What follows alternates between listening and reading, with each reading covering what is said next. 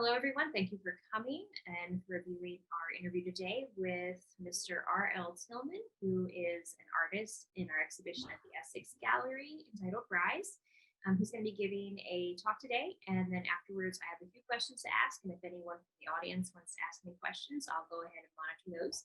So at this point now, I'm going to turn everything over to Mr. Tillman, and thank you for coming today. Okay, thank you for having me. If you could just enable screen sharing for me, I have a brief presentation to give. Okay, so this is a project called Aphorisms that I executed quite a long time ago now, actually. This is the piece that's in the exhibition. And this is just a simple joke. This is just a simple visual pun. These are suggestion boxes. And it's a collection of various things that you might hear, kind of anodyne tips for how to live a better life, right? Make a list, try the fish, lose some weight. These are the sorts of things that you hear in casual conversation, but they don't necessarily mean a lot. They don't necessarily hold a lot. And the boxes are empty for that reason. There's nothing in these boxes, because one of the things that's core to my work is using the graphic media, specifically printmaking techniques, to share kind of a personal perspective on interpersonal communication, which is that we're often really bad at it. And I think that graphic media, specifically printmaking, often fails to communicate, which is what its key goal is, usually to communicate. And so I find that print techniques can be used really effectively as a metaphor for the failure of interpersonal communication. And so this project sort of sums that up in a lot of ways. And I am a printmaker. I teach printmaking at Maryland Institute College of Art, and I have done for about 10 years. I received my MFA in printmaking from the University of Iowa, which is a very traditional printmaking program. My practice is not especially traditional, but I do find a lot of important, affinity with the history of print. And the history of print is especially important to me in my practice and in my work. So when I talk about the history of print, I'm thinking about kind of historical examples. This is a kind of classic example by the French caricaturist and satirist Henri Daumier, who practiced primarily in the medium of lithography and satirized the social climate of the France of his day. And there's a really long history, and I could bore you for hours with examples of the sort of synthesis or symbiotic relationship between satire and printmaking. Printmaking, because it is frequently seen in newspapers or magazines, as this would have been, and because it can be distributed in public spaces like a poster might be, is frequently utilized in social satire. And it frequently utilizes humor as a tool in order to reach a widespread audience and to make itself more accessible. And it also uses humor as a tool, as does all form of satire, to kind of puncture its targets, to puncture the kind of the bloated ego of a politician, for example. So basically printmaking has always been historically kind of a good place for politically minded smartasses who like to draw. And that's kind of me. I sort of started my fine art career with an intention to become an editorial cartoonist. That was sort of my key interest in life when I was a teenager. But when I was in college, I had an internship at a museum, and I ended up meeting a lot of editorial cartoonists. And to a person, they told me that the career was dying, and that it would only wither on the vine further, and that I should find another line of work. And they proved right. The idea of becoming an editorial cartoonist is really sadly not something that's accessible anymore as a career, because of the death of newspapers and other kind of print technologies and print media.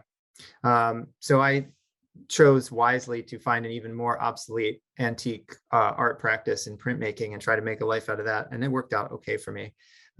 So in studying prints and studying printmaking, I'm very fascinated by the use of print and the history of print. And on the right-hand side of the screen, you'll see a very famous intaglio print by Francisco de Goya, the Spanish painter and printmaker, which is called The Sleep of Reason Produces Monsters. And Goya is someone who is known for satirizing the kind of cultural mores of his day and in Spain.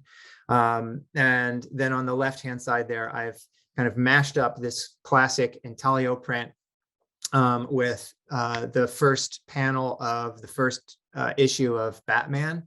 And this is another kind of classic example of printed matter, in which Batman is sort of sitting in his study and reflecting on how he can strike fear into the hearts of criminals, and a bat flies in the window.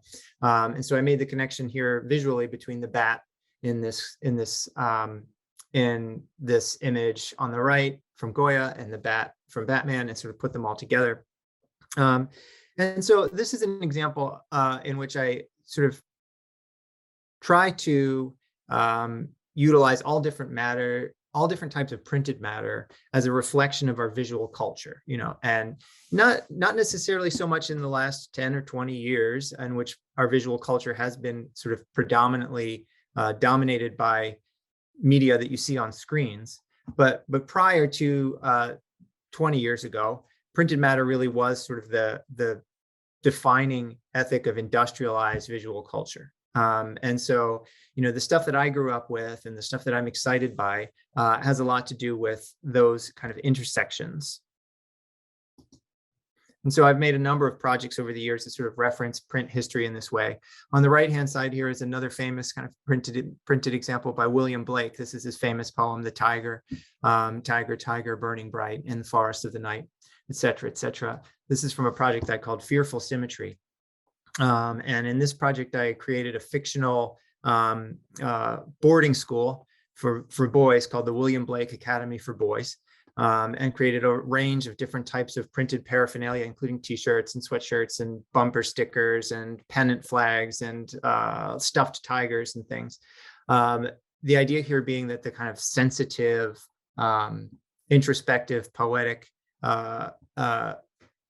attitude of Blake is somewhat at odds with the kind of overt, you might call toxic masculinity that you find around sports culture, and specifically that you might find in a private boarding school or boys academy. Also, I just like the idea of the sort of tiger as a rallying cry, as opposed to a kind of poetic reflection. So again, this is an example of that kind of thing that I began talking with, is just the idea of social communication and how people talk to each other and don't talk to each other in various contexts, and how I can kind of utilize print as a metaphor for that. And this is from a project that is a few years old now, but took up the better part of a year for me executing. And these are images from 1968. I did not make these, I'm not that old. But these are relatively well-known images in some circles, in the circles of kind of leftist political agitation, and the circles of graphic design, and certainly in printmaking. And these images, this image here is by Marc Ribot, who captured some of the energy of what was called the Atelier Popular, which is an entity, a loose-knit kind of collective of artists and students who took over university print studios and created hundreds of different posters and images that were placed in the streets of Paris in the midst of what was an incredibly chaotic time of public demonstration. And this was a time when there were people in the streets demonstrating around a range of different kinds of social issues. And the students took these events and created these posters in a way that is really almost akin to a contemporary digital culture. Because what they were doing was they were creating these prints like as something would happen on the street, and then within an hour or two, they would have posters out on the street that were kind of referencing what had happened in the day's events. And this went on for quite a time, like several weeks. So they have amassed a lot of different types of images, and they recirculated images. They reused images, and they changed the captions on them. This is partially because of the way printing works, but partially because they had them ready, and partially because they were using classic images like the clenched fist to represent the struggle of labor. They used the classic image of other types of kind of upturned hands to represent sort of pleading, other types of things that you'd see over and over again in this type of context. And so this is another type of sort of political satire. They were lampooning their leaders at the time, including Charles de Gaulle, who was the kind of relatively conservative leader of France. And as they were doing this, this is something that I found really fascinating for a number of years, but I've found especially fascinating as I've watched kind of contemporary digital culture evolve, in which we see in like the online recirculation of memes and images and phrases, things being borrowed and recirculated and recontextualized. You see the kind of circulation of images propagating itself in a way that's much faster than certainly would have happened 50 years ago. But is really kind of akin to this. And so in 2018, which is 50 years after the events of this, I recreated the posters, or some of the posters of the 1968 posters, but I updated the images and some of the text to reference kind of contemporary online discourse in and around Trump and the Trump administration and the response to the Trump administration.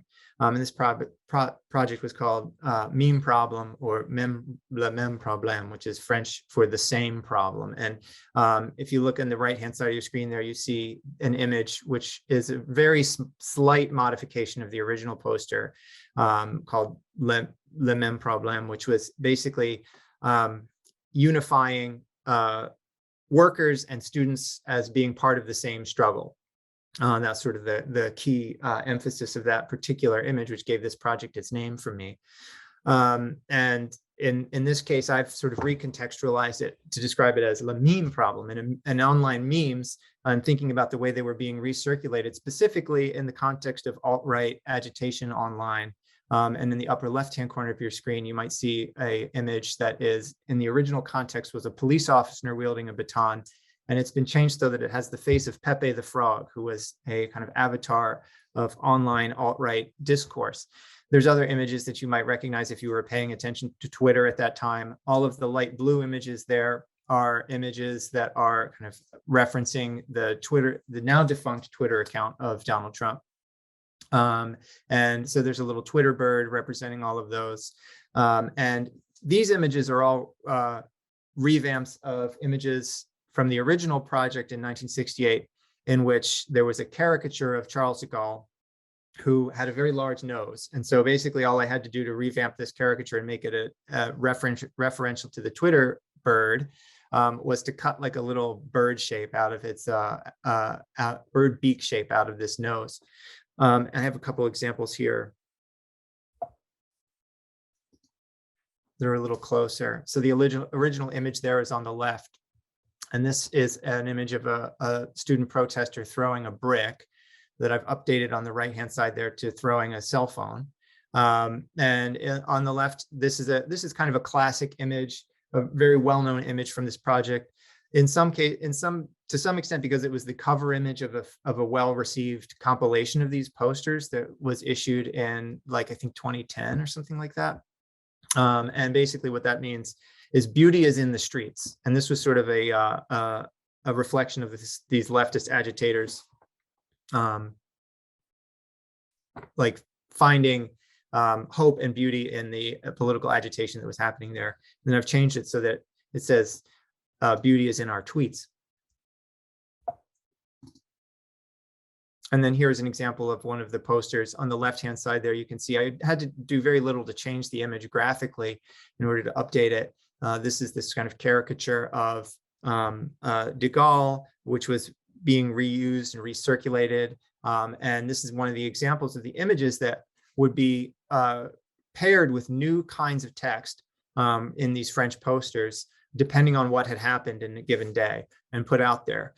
Something that is really akin to contemporary online digital discourse, where you see an image and then it's given a new caption and it means something different and something new. And this is one of my favorite images here, which is this sort of flame image. I just love this image, and it reminded me of the famous kind of online image of the dog sitting in a burning room, where he says, "This is fine." And so I've kind of updated it with that. So in this project, I was able to sort of think about many of the issues that have been important to me, the kind of historical significance of printmaking as a means of communication, for one, but also the ways in which that has its limits. For example, the 1968 posters did not necessarily achieve anything, and the protests did not achieve anything that the protesters were looking for. In fact, there was an electoral backlash against the left, and the right-wing government actually gained seats in the parliamentary elections that happened after this series of protests in 1968. And it's an example of also how, in some ways, I'm critical of and attuned to the idea that these examples of kind of politically relevant prints can be seen as can be fetishized, I guess, is a way of describing it. Like, they can be kind of aestheticized. People can look at them and think of them as being kind of like just like catchy images, and they can be removed from their original context of the social role in which they were played. And then also, again, a big thing for me is using prints as a metaphor for communication and the failure of communication on an interpersonal level. And I think that when I think about the way that the role that social media plays in contemporary society, and how people talk at each other and past each other, I think about the ways in which we really have, as a society, failed to learn a lot of lessons about how we can talk and how we should talk to one another. And I think that this project is really about, again, leveraging prints as a metaphor for that. And then I just wanted to kind of finish with a few examples here of some relatively recent projects. Recently, my work in the last few years has been executed partially because of the pandemic and partially because of just some kind of, I guess, philosophical thinking that I've been doing about my role as an artist, has been executed in largely kind of non-traditional venues, and really sort of not especially well publicized. And partially this is because I'm in an unusual position of having a job as a teacher that supports me, which is fairly common for artists. Artist academics are not rare, but one of the things that I have found in my career at MICA over the last decade is that MICA is relatively supportive of us as teachers kind of creating the work that we need to create. And we are not necessarily on the same type of pressure to exhibit our work in traditional venues that academics are at a lot of institutions. And so that, to me, is a real privilege and gives me an opportunity to do things that might not, be seen as like especially pressing or like, I guess, successful in some ways. So I've been trying to find ways in the last several years of exerting that privilege and to do things that I can do that might be not necessarily seen as like particularly career oriented in terms of like the exhibitions and what can I do. And so one of the things I've been thinking about is the power of the print as a multiple, and thinking what I can do to utilize that. And also I've been thinking about, like, I've been working in a way that's sort of hyper local. I'll show you a couple examples of that in a minute. So thinking about the role of the print as a multiple, this is an image of Walter Benjamin, who is the German theorist who is very important in the history of kind of print discourse and media discourse in general, who talks about kind of the distribution of images. In his famous work, The Work of Art in the Age of Mechanical Reproduction, he talks about the possibility of photographic reproduction of images and mass production as enabling the distribution of images, and how this affects the traditional role of artworks in culture. And he's talking really specifically about the ways in which art has been used by social structures to exert kind of control over societies. Like if you think about the construction of a church or the role of a statue in a church. And he discusses how the idea of photographic reproduction and distribution of these images disturbs what he calls the aura of this work of art. This is kind of a classic text, and it's important for printers because we have an interest in reproduction. It's important to us. And so this is an important quote from his work talking about reproduction of works of art. Even the most perfect reproduction of a work of art is lacking in one element: its presence in time and space, its unique existence at the place where it happens to be. So he's talking about sort of the sort of site specificity in here, and how taking a photograph of it and reproducing it as a picture postcard changes the context in which you're going to see it. And for me, as a printmaker, I'm very excited by the possibilities that surround this thought, because prints as multiples do not necessarily have a specific presence in time and space. They actually do not have a unique existence at a place where they happen to be. They actually are designed in many ways to exist in multiple places across time. And so that's one of the most exciting things to me about prints. And so as I work through my practice and I think about like what I want to do with my practice, that multiplicity and portability is very important to me, and it's strategically vital to me. And I think about how, as an artist who's interested in prints, I should be thinking about the kind of unfixed character of the print as a really important tool, and the place where I might even begin my idea. So I wanted to show you just one example of these kind of hyperlocal images that I've been making and how I've been placing them out in space. And some of these projects have been addressing Baltimore specifically, both as like a geographically specific place, but also as like a site of kind of discourse. And my interest in Baltimore, as somebody who grew up in the region and has basically lived here, except for when I was in school for my entire life, how the ways in which the city is my place, but it's also not my place. The ways in which Baltimore is a community, but also a series of parallel communities that don't intersect with one another, specifically around cultural and racial lines. And the ways in which the visual culture of the place both contributes to a sense of cohesiveness, but also contributes to a sense of distance. So in exploring the city and the county and the areas of this region that I've called my home for so long, I'm thinking about coherence, and I'm also thinking about the visual culture. So this project is called In Memoriam. And this is a sign that was in the city, not too far from where I lived for a number of years, of a carry-out fried chicken restaurant. And this is a homemade sign. I don't know how well you can see it on your screen, but it's got the little, the letters are actually just the sort of cut wood letters that you'd find at a hardware store or like a Michael's kind of, and they've been painted. And then it's this kind of hand-painted image on the side that is presumably supposed to be a chicken, but really doesn't resemble a chicken all that much. And this sign was up for a long, long time, and I love this sign.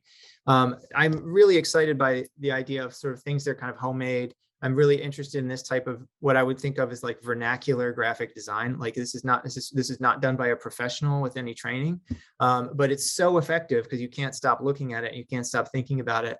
And I loved this sign for so long. The city is still, but I think more so used to be filled with this type of example of local vernacular design. And this type of visual culture is what really contributes to an authentic sense of a place for me, in working around a city and thinking about a city like this, because I can really see the people in this. So I loved this sign for a really, really long time. And unfortunately, they changed it to this, which you can see is basically just like a print with a kind of default font, and you can barely see it there, but it's got this kind of like generic clip art chicken on the left-hand side. And this, to me, in some ways, this is an upgrade in terms of like the professionalism, but to me, it's a major downgrade So this is like more polished, but also really more boring. And it doesn't necessarily feel like I understand the people that are in there as well. And so I missed this sign a lot. So I made these T-shirts, which took the chicken from the chicken bone sign, and I wrote Baltimore in the kind of a way that was referential to the way the letter forms were on there. And I was thinking in this context about Baltimore's old Memorial Stadium, which was the baseball stadium and the football stadium.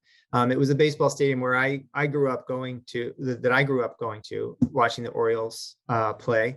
The Orioles were actually a relatively good baseball team when I was young. And they won a World Series when I was 7. So like that, this was a part of my childhood, and this was a very different place. Baseball was a different thing.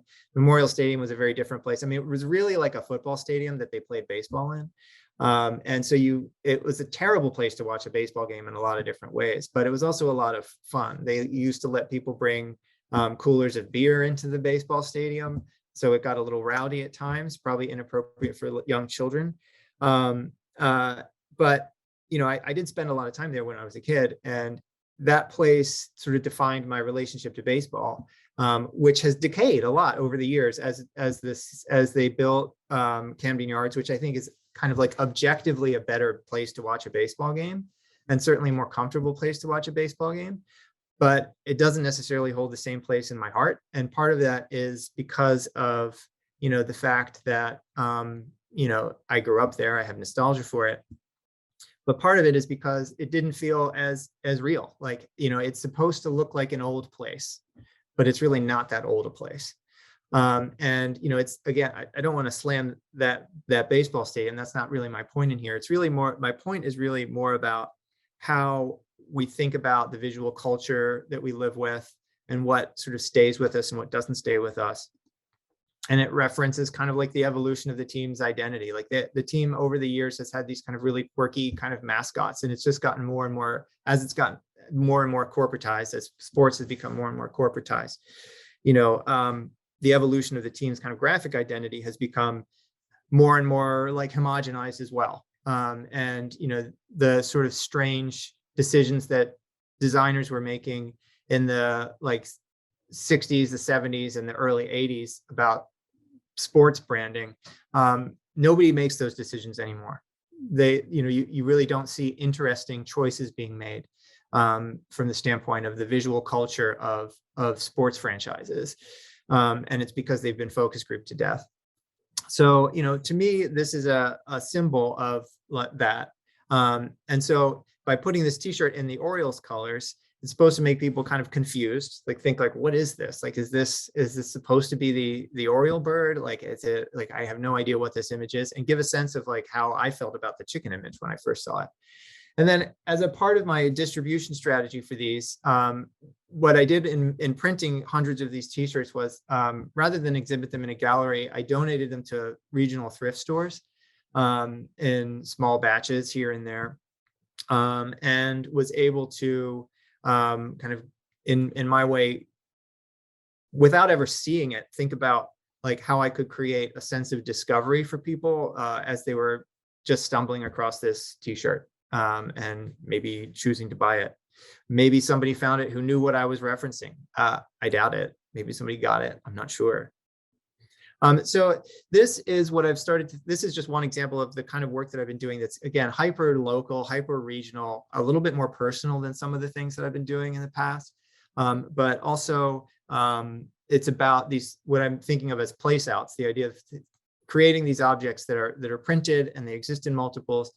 And that gives me the leverage to put them out in public spaces in interesting ways where they might exist and be encountered by people who weren't expecting to encounter something that was a creative gesture. And this has led into the thing that I'm working on right now, which is just beginning really, which is a project called America in 50 Parts, in which I'm creating one site-specific place-out image in multiple for each of the 50 states. And this has been on my mind just because of kind of the fragmentation of American political discourse. And I've been thinking about regionalism. And so this is the one that I created for Pennsylvania. And this is a risograph printed flyer. This is just an 8.5 by 11 piece of paper with kind of those little tags that you'd see if somebody was selling a futon or whatever, and they put it up on a telephone pole, which is what I did with these in PA. And this is from a famous quote by Benjamin Franklin. After the Constitutional Convention, he was asked supposedly by a journalist what type of government they had established, a republic or a monarchy. And Ben Franklin supposedly said, a republic if you can keep it, which is a phrase that has been drawn upon by a lot of different people and across the political spectrum over the last couple of years as our republic is challenged. And then another example, and I'll end here, is this image, which is my American 50 Parts for Virginia. And this is a bumper sticker. These are vinyl bumper stickers that I created, and it says "Loving V Virginia." And "Loving V Virginia" was the 1967 Supreme Court case that made it unconstitutional for states to prohibit interracial marriage. And so what I did here was I took, if you're familiar with it, this is the kind of classic graphic design of Virginia's tourist industry, like their kind of boosterism. So you'll see this bumper sticker around it. It says "Virginia is for lovers." And it has the heart where the V is. And so by placing this in that context, it's making the connection to the state, and it's making a connection to its history, and it's making a connection to its present as well. So that's where I am now. I'm kind of working up these sort of things that are, based on like my history, my interest in multiplicity, and also kind of in my excitement about kind of our culture and politics. And I'm always doing it with sort of a measure of, I don't know if I would even call it humor, but it's like, it's got a sense of wit about it that is supposed to draw people in rather than repel people. And so I think that's what the best kind of printed satire does, is it utilizes a sense of humor in order to engage with people, regardless of where they lie in relation to the sentiment that's being expressed. And so that's kind of what I'm attempting to do. And I will end my share here so we can get back to the screen. And that's all I had prepared to say. So I don't know, you said you had some questions. Yes, I do. And I absolutely love the talk and right, that sort of biting sense of humor, that satire, that wit really is engaging at the same time as thought-provoking. I love how there's almost like a surface that maybe someone might find, but then it makes them think deeper, which is really, really cool. And I also love the classification of printmakers as smartasses who like to make art. That's appropriate. It's just so thank you for the talk. And I see that Jessica is here, and we have one other guest. So I guess before I ask any of the questions I prepared, I'll see if they have anything they'd like to say. Jess, do your students have any questions? Yeah, we have a whole class here. Hi, thank you. Anna, did you want to ask something? Yeah. Go ahead. Who's going to come up? Hello. Hi. So I am going to tell some for graphic design, and I was curious, how important is printmaking to graphic design? I mean, graphic design, the tools of graphic design are definitely built around printmaking, really, and that's only relatively recently started to change, because basically graphic design was printed matter. And, if you think about like what a silkscreen is, or what a letterpress print is, these are the tools of communication, right? Right. I mean, graphic design as a field, I guess, certainly post-dates printmaking. So, I think it's like, it's certainly crucial.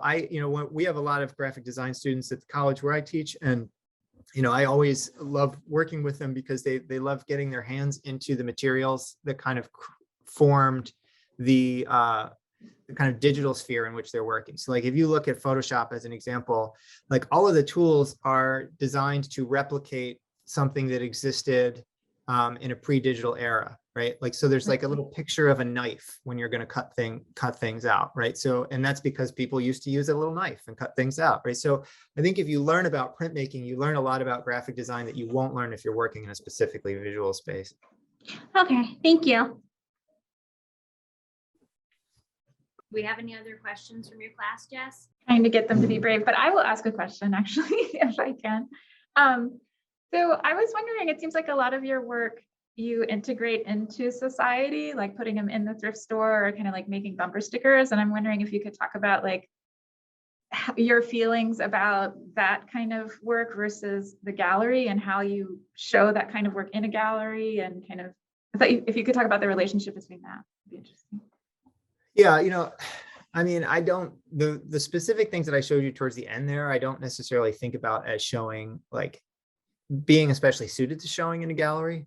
I'm not like opposed to it, but they don't have the same kind of life or presence as they do in the real world, right? And you know, again, like a lot of that stuff that I'm making in that realm is because I have the privilege of not necessarily needing to show in a gallery, which is not necessarily, if I was trying to make my living selling my work, for instance, which I don't have to do because I make my living teaching. You know, I couldn't do that. I couldn't just pay for a project and put it out there for free and lose money on the deal. So, you know, to me, it's part of like an ethic of doing something I'm interested in doing, but that I have the privilege to do, right? To not necessarily pay a lot of attention to those traditional kind of spaces. I also, you know, to be honest, I mean, sometimes I feel like it's a little bit of it can be a little bit of a stale experience to go to a gallery space and look at an image on the wall. So I've always been inclined, even in my earlier days, to kind of take things in a sort of, at least in a three-dimensional direction, which the project that I have in the gallery there is, again, it's like, it's print, but it's three-dimensional. So, you know, I don't know. I love to think about alternative venues. That's always been kind of an important thing for me.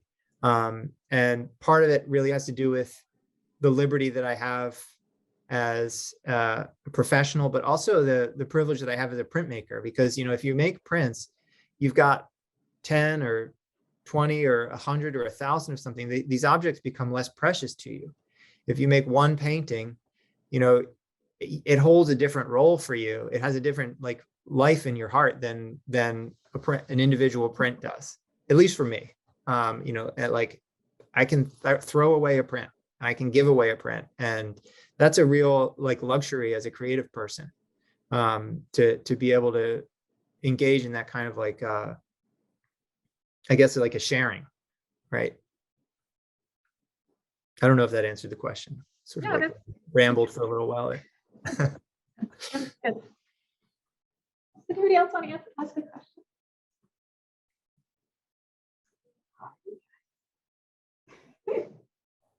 Okay, I can't get him to talk. Okay, no, that's cool. I actually have one here that Emily typed in. She said that I love the phrase of visual vernacular. Do you think those moments are disappearing more quickly now?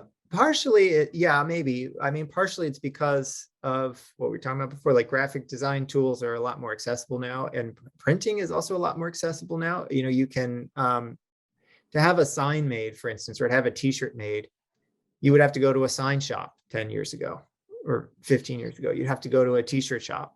And now you just, if you have a computer, you can have anything made. You can have a coffee mug made, you can have pens made, you can have, you know, t-shirts or signs made. So I think our environment becomes a little bit more slick as these things kind of go out there. But again, I do think that they reveal less about like the people, because while professional printing is a lot more accessible now and graphic design tools are a lot more accessible now, in the wrong hands, that can become very flattening, right? It can lead to a sense of like a neutralizing of our visual culture, in which everything kind of looks the same. And, I'm not talking about trend chasing. I'm talking about like the idea that, if you go to an online store where they make signs, they'll have like a bunch of templates and you put your business name in there and then they deliver you the thing. And it's like, it's a lot more convenient and it looks good.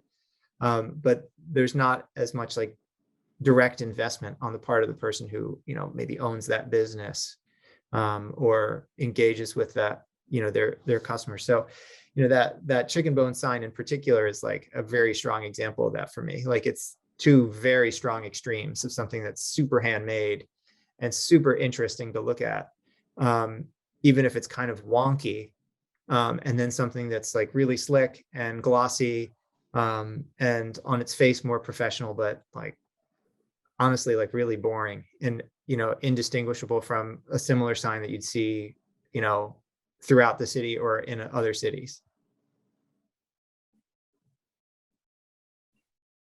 Thank you. And then I have, let's see, I've got a few more here. You kind of answered this earlier on, but just to revisit the issue, you had mentioned wanting to do the political cartoon editorials and that you ended up going into printmaking. Like, when was the moment when you kind of like said, oh, okay, this is definitely where I'm going to go with what I want to do? So it's a little bit of a story. When I was in college, I went to George Washington University, which is an incredibly expensive school. And the only way that I was able to afford to go there is that I had an art scholarship that paid for the majority of my tuition. And I had to be an art major to do that. And I really wanted to study political science and I wanted to study art at the same time. And I was thinking about kind of this political cartooning thing. So I studied both of those things. And they looked at my sort of my portfolio essentially, and they were like, oh, you should take a printmaking class. And I didn't really even know what it was at the time. And it's hard to just say why, but like I was immediately drawn to it. And I think it's part of that idea of like this history of, smart asses who love to draw, like I was talking about before. Like there's this whole historical corpus of really interesting, weird images made in print, across the media. It seems like if you look at the history of printmaking, there's like a history of like a liberty to draw in really weird ways, like crazy monsters or like caricature. And you also see like a really strong emphasis on the development of a personal style, like a unique kind of way of image making.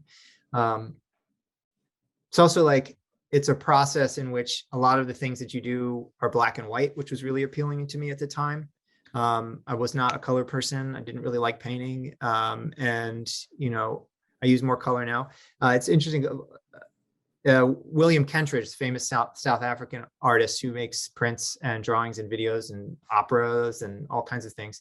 I was watching a documentary with him and he said something similar, that like he didn't like painting and he found printmaking and it was like a kind of like a free pass to not use color in his work. And I kind of felt the same way. Like it was like, this is just what I want to do. I want to make these black and white images and I want them to be weird. And it was just the right fit for me. And I didn't really decide that I was going to do it until later in my college career. I was starting to think, well, maybe I shouldn't be an artist. That seems like a really hard thing to do. I'm studying politics. Maybe I should be a lawyer. And I made some choices, like some internships that I did and a study abroad program that I was privileged to do, where I was more focused on like the kind of academic side and I had to spend some time kind of away from art. And that year was really revealing to me because I just didn't feel like myself. And so I needed to kind of decide. This was when I was in college. I was like, okay, well, this is what I have to do. Obviously, like if I'm spending this year not making art and I feel this way, then I need to do this. So I made a choice to go on and like pursue a graduate degree, and printmaking seemed like the right thing for me at the time, and I think it was. I don't know. It's probably a parallel universe where I'm a happier person because I did something else, but. Oh man. let's see, what do we have else do we have here? Well, we've kind of covered that one. So here's one that I don't think we've covered. Do you often use unusual materials to print on, like cardboard? Yes, I mean, that's one of the things that's exciting about screen printing in particular, which is what I use to create the Aphorisms boxes, is that it can go on anything. So, I like making t-shirts or fabric pieces. I like that you can kind of create sculptures relatively easily at a large scale with screen printing in particular. So I don't do a lot of printing on textiles, but that's another thing that you can certainly do with it that is really gives you a lot of literal flexibility and conceptual flexibility and kind of the decisions that you can make. So with screen printing in particular, I'm excited about that. And then also, I'm very interested in sort of the tools that I was talking about before and like disparaging before about like being able to order a bunch of pens or coffee mugs or things like that. I mean, that's part of my practice too. Some of the things that I make are made that I don't actually make them. Like I just design them and I will kind of order like a batch of ballpoint pens with something printed on it, or a bunch of embroidered hats, right? That's the kind of like the realm in which I think if you use those things creatively, the ability to use those tools make a lot of things accessible that weren't accessible before. Like again, like to have a bunch of ballpoint pens printed on when I was in college, it would have been a huge task. I would have had to find the company that did it and like go and work with them on like their art requirements and like make sure that they were doing everything right. It probably would have taken several weeks. And now I can go on Zazzle.com or another similar site and put in, like, just type in the thing and design it. And I can have those things in my house within a week, right? So those things are incredibly powerful tools to me. And so in terms of unusual like objects or making three-dimensional things, it's a big part of my practice. Yeah. Okay, I had a question that was in my head and it totally flew out. I'm trying to remember what it was. It went along with shoot. Okay, I'm gonna think on that one for a second. Let me go back here.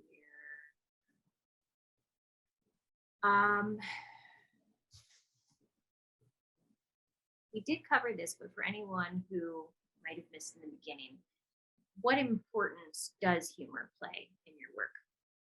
It's important to me. Again, like having started with an interest in kind of making cartoons, like that's kind of like the first art I ever made was cartoons. I know it's a huge thing for me. And I'm excited by comedy but I'm also a pretty, serious minded person in terms of the things that I make my work about. So like, I like to think really thoughtfully, carefully about what the perspective that I'm putting out there. And, there are examples of work that I've made in the past where the humor was sloppy, right? And it kind of got in the way. Like it was too funny or it was just funny. It didn't really have a point. And then there's times where like, in my past, you make a joke. It's like making a joke that is thoughtless, right? I'm a pretty nice guy. I'm not talking about like saying something that's offensive. That's not like who I am, but and I've made works where I feel like it was kind of thoughtless. I think especially from the perspective of, the guy I am now, as opposed to like the more freewheeling guy I might have been in my 20s. Like, I think there were things that I did that were a little less careful. I think, especially the idea of like the kind of jokes and tricks that I do in my work. Like sometimes things are parodies. Sometimes things are, the idea of putting a t-shirt in a thrift store, for instance, it could be seen as a prank, right? But I think it's a well-intentioned one and there's no harm done. But I have done some projects in the past where it was more like a prank, like where I was pretending to be someone that I wasn't. And part of that is because I thought it was funny. and, as I've grown and matured and become more thoughtful about the things that I want to make, I am a little bit more sensitive to the idea that, like, if something is, it's not enough for it to be funny, right? And that sometimes jokes can be harmful. So, like, I think in some ways humor is maybe a little less important, and maybe more irony is a little bit more important now. Honestly, I also think, it's a little harder as you get older. We've been through some rough times in the last, let's say, decade. And, things aren't as funny as they used to be. A lot of things are not as funny as they used to be. And I think when it comes to politics in particular, like when I was working on that project dealing with kind of contemporary political discourse and those posters, like I was trying to be pretty careful about what I did there, because, there were a lot of things that I was making work about that were not funny. And so, like, the fact that what I was doing was kind of funny, I had to be thoughtful about. So, I guess it is important to me. It's core, humor is core, but it's got to be done right in a way that probably I was not as thoughtful about in my past. Did you mention is something that, as you grow as an artist in your work, things do evolve over time. And what you said about putting this stuff out in the thrift store reminded me what my question was, is have you seen any of your work that you've sort of disseminated out there appear? I've seen some stickers and things that are out there. I've never seen anybody wearing that t-shirt. I mean, that t-shirt is ugly. So, I'm not sure. I don't know. They might all still be in the thrift stores. But I don't know, if I found that t-shirt, I would definitely buy it, even if it was just to put in a drawer and as part of my collection. But not everybody feels the same way about me. Oh, I see a few more questions have come in. Let's see, we've got one here. What is your opinion on new innovative products such as Cricut machines used to make t-shirt designs versus using techniques that have been around for a long time, such as screen printing? Yeah, I think these things are that's an interesting question, because a lot of the techniques like screen printing that you would use to make a t-shirt, for instance,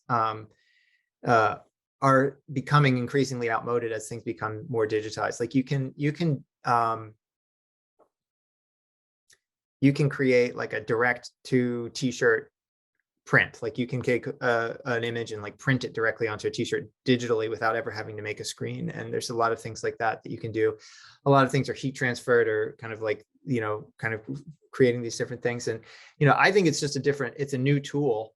For me, like, if you're going to use like a heat transfer or a vinyl cutter or a plotter to create a shirt or a garment, that's really good for making like one or two things. It's not as good for making like 1,000 things. And so there's like an economy of scale that happens when you're looking at what you're trying to do. Like there's definitely no question that like making an inkjet print is sometimes going to be the most efficient thing to do, as opposed to making like a intaglio print or a woodcut print. But I always tell my students, like, we're using hundreds of year old technologies that are hundreds of years old. And like, there is a reason why these specific tools we're still using, even though they're not used for the reason why they were originally invented. Like they were originally invented to create a type of multiple to communicate ideas. And there's better ways of doing everything that we do in printmaking. There's faster ways, there's like more efficient ways, but people still do them this way because there's things that newer technologies can't do.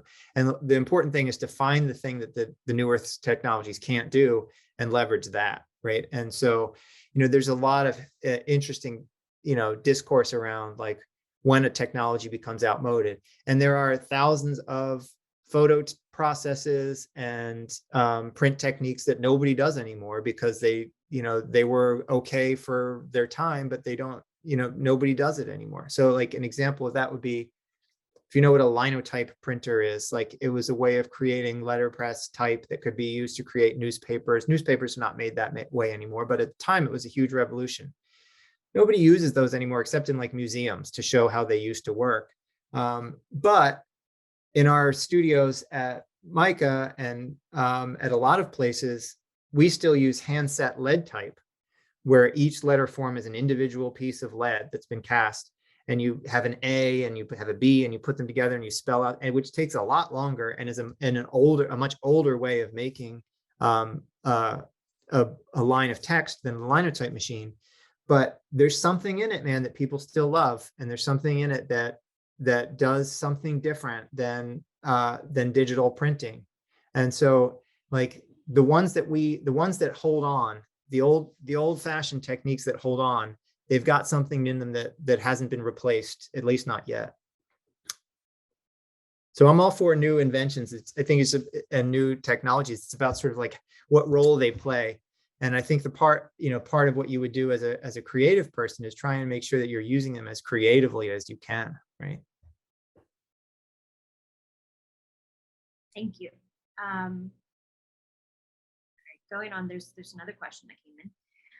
This one says, I am writing an article on the exhibit for the school newspaper. Would you mind sharing your inspiration on your display downstairs in the Essex Gallery? Okay, so yeah, that I did show at the very beginning of the talk, the Aphorisms project. Those are simply, it's a visual pun, very simple visual pun. They are suggestion boxes. So everything that is written on there is the kind of suggestion that you would have in a sort of boring conversation, right? They're the type of like life tips that you have that are not necessarily going to be transformational. There's some things that are in there that are just like the kind of small talk that you'd come across when you're just like chatting with someone. And so that's why the boxes are all empty, where there's nothing inside the boxes, is that they're kind of like empty suggestions, empty tips. So that's sort of the general like crux of that idea. It's a relatively simple visual pun. But I had a lot of fun making that. I was able to create that at an artist residency that I did in Pittsburgh for an exhibition that I had there. And so I stayed there for about a week printing those boxes.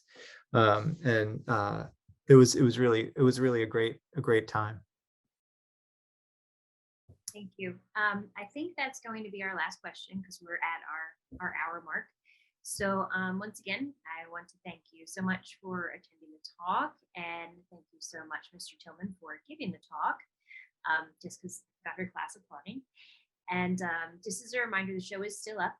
If anyone wants to see it, it's on display in the Essex Gallery. And I believe we also have a 3D tour that is either up already or will be up on the website. So if you can't make it to see it in person, you can go ahead and see it through the 3D tour. And this video will also be uploaded to our YouTube channel. So once again, thank you. And everyone have a great rest of your day. Thank you.